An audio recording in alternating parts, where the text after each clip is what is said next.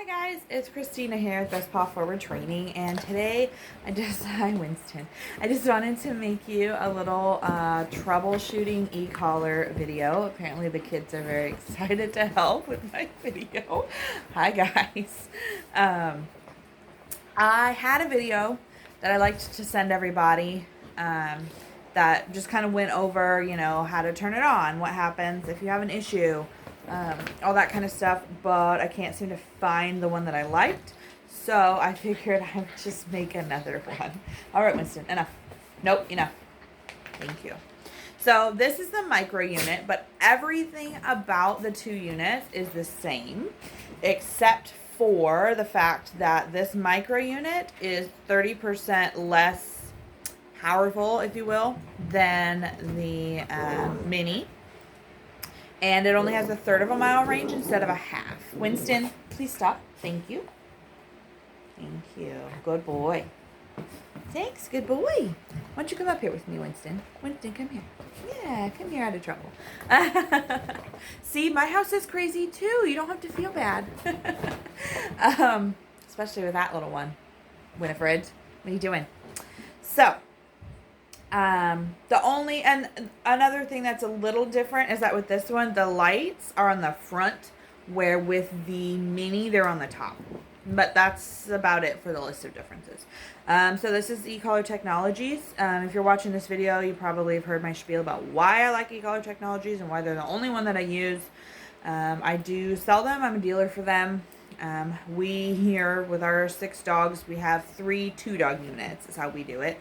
I get asked that a lot. Do you just carry 6 remotes around with you? No, I have 3 2-dog units, which, I mean, is still a bit to juggle.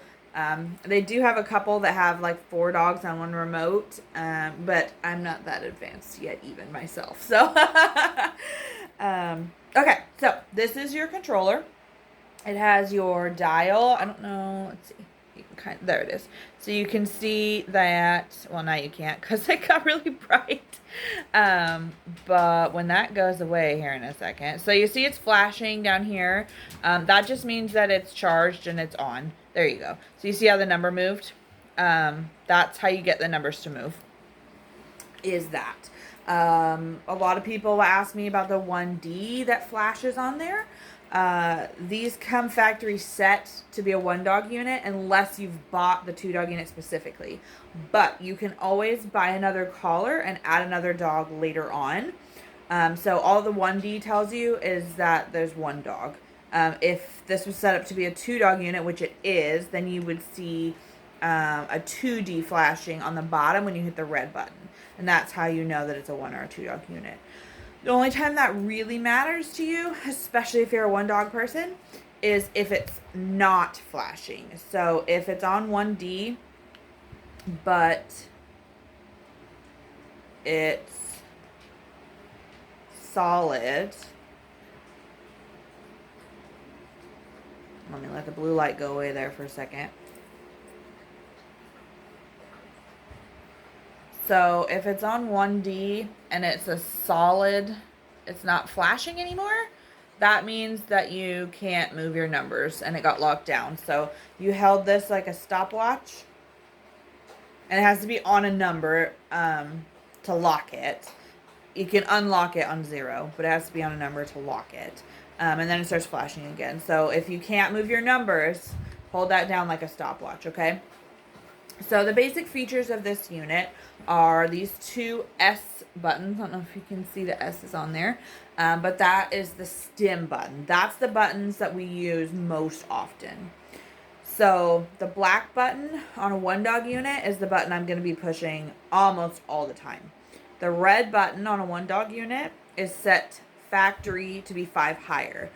I have never personally had a case where I wanted to change it, but you can change it. Bailey, please lay down. Go lay down. Thank you. Good girl. Winston, leave her be. Thank you. But I think it goes from like 5 to...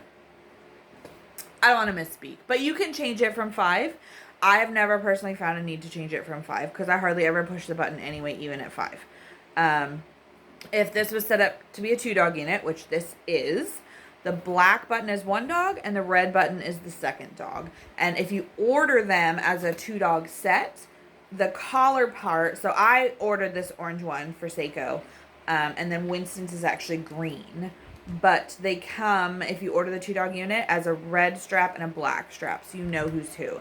And I always suggest that if you're doing that you keep them consistent. So don't have, say, the black one on Bailey and the red one on Stella, and then maybe tomorrow the red one's on Bailey and the black one's on Stella, because a lot of what you're doing with this, as far as the controller goes, is muscle memory.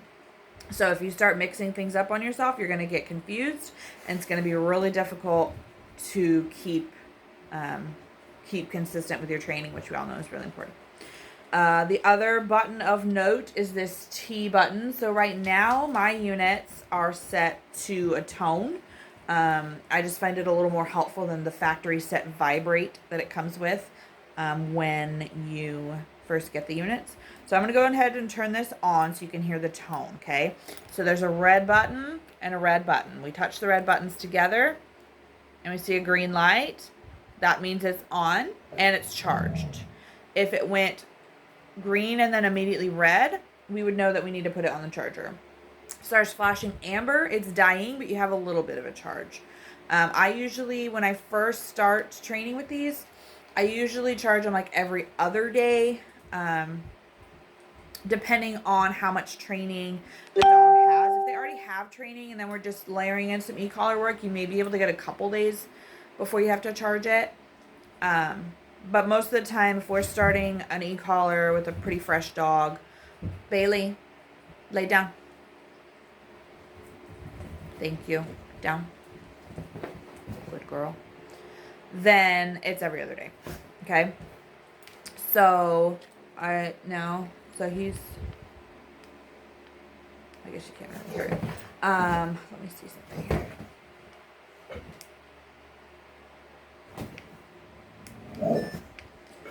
There it goes. So now you can hear the tone. So he's dog number 1. Also on a 2-dog unit, you have to pick which dog gets the vibrate or the tone. So if you see a funky symbol on your screen, oh, there you go. That just means that it's a 2-dog and you need to pick. If you have a 1-dog, if you hit this button, it just does the vibrate or the tone. And to toggle back and forth, you hit this big L, the on-off button / light button. You hit that, and then you hit the T button.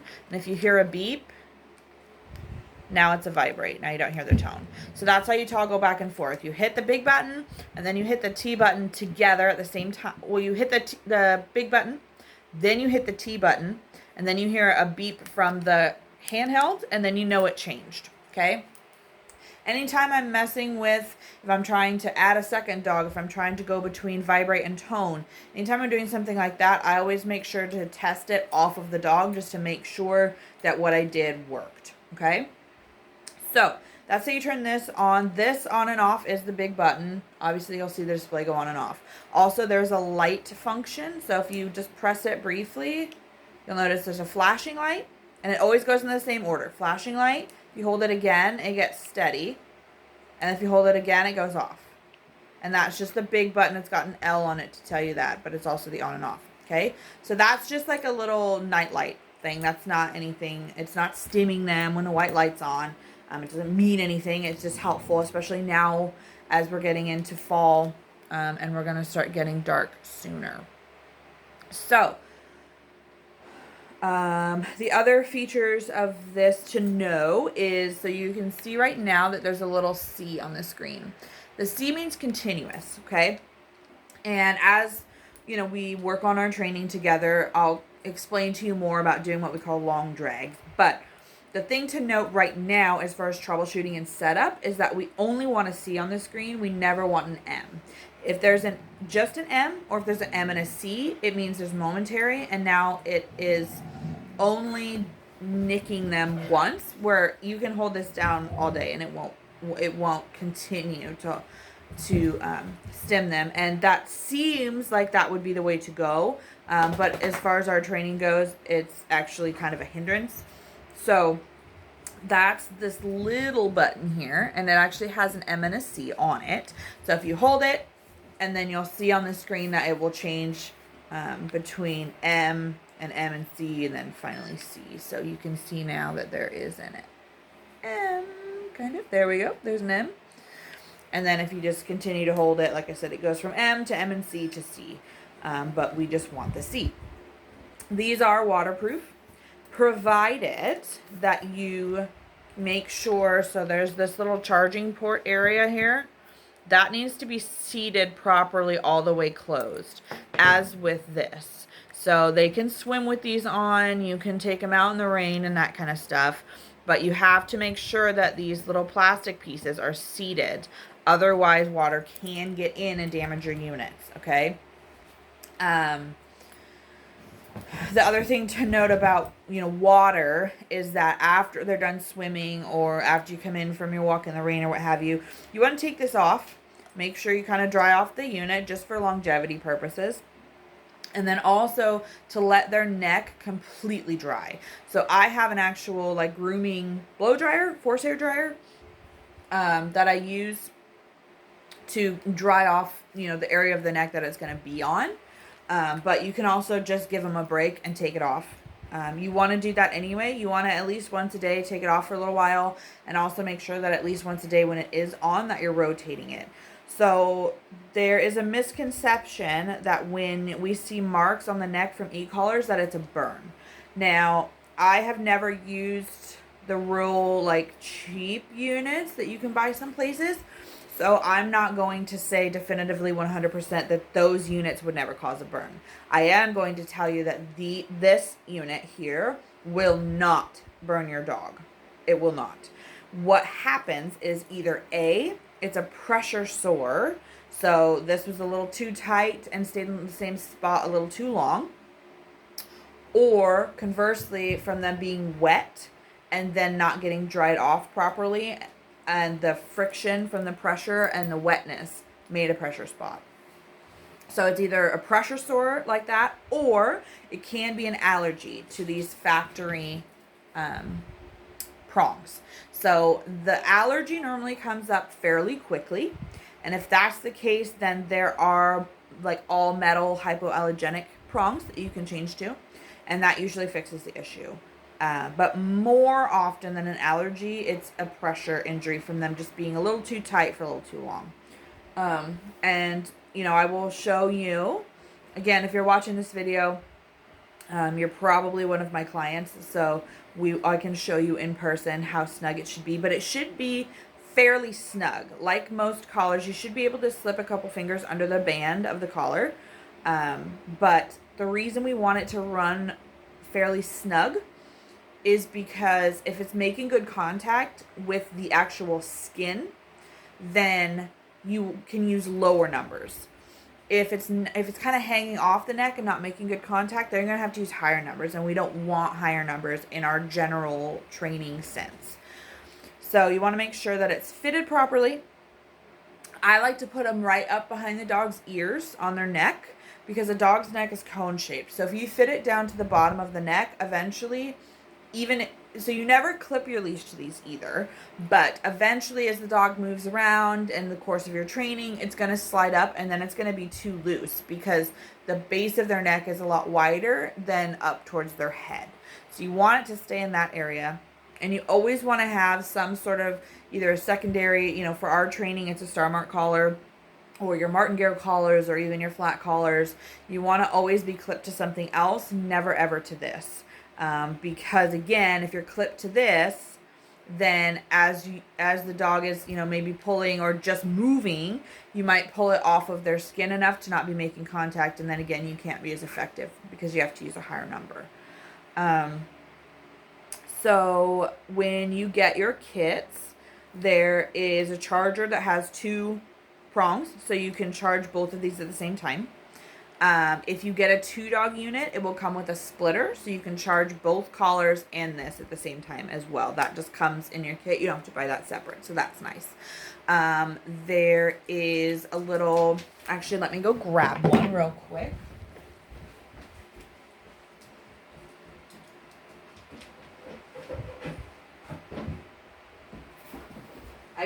collect a ton of these, not on purpose. But the other things that will come in your box, under the tray in your box is your bag. It's not any yummy things. I'm sorry, look. It's nothing good. Everyone's like, wait, don't forget me. So the other things that will come in your box is this little coin looking thing. And that is to pop this cover off. Should you need to call Ecollar Technologies for any reason, your serial number's under there. Okay? And you just fit it back on like so. I personally haven't actually had to use this, but that's what it's for. Also, there's a tester for this to make sure it's working. These are really gentle, guys, okay? They use what's called a rolling stem. So I like to say that this is more like a tens unit than an electric fence. So it's a very mild feeling anyway. So I just use my hand, to be honest with you, and to test if it's working. But how you would use this tester is you would span it across them, and then you would hit the button, and you can't see it right now, but it lights up, and then it tells you that it's working. This little plastic piece is to change out the contact points. So this is Seiko's collar, so it has longer contact points on it, but all the units come standard with these little shorty contact points, okay? So these are for, like, my pointers, they have the shorties. Little Winston's, the Chihuahua, he's got the shorties, but Seiko's is longer, obviously because he's a pom and he has longer hair. But you can tell the difference here in the long and the short. So this is Winston's and this is Seiko's. So, and like I said, if an allergy seems to be developing, we can always try. They have the all metal points. They have something called a comfort pad, which is supposed to help kind of spread the pressure out a little more, to ease them that way too. I also highly suggest, and I send everybody the link to Larry Crone's book about e-collar use. It will help you a lot. I have personally been just buying the book and giving it to all my e-collar clients because I think it's a really phenomenal book that lays it out really easily for you. So if you're thinking, well, maybe I want to buy this unit and I want to maybe try it on my own, that's the route I would go, is watching Robert Cabral, Larry Crone, Tyler Muto, getting Larry's book, and then, you know, I always suggest that in the beginning, you do, at least for the first couple sessions, work with someone who knows what they're doing, just to show you how to introduce it properly, because there are right ways and wrong ways to use this, okay? This is still a very vilified tool, if you will, out there, and those of us who use it still do get stigmatized sometimes.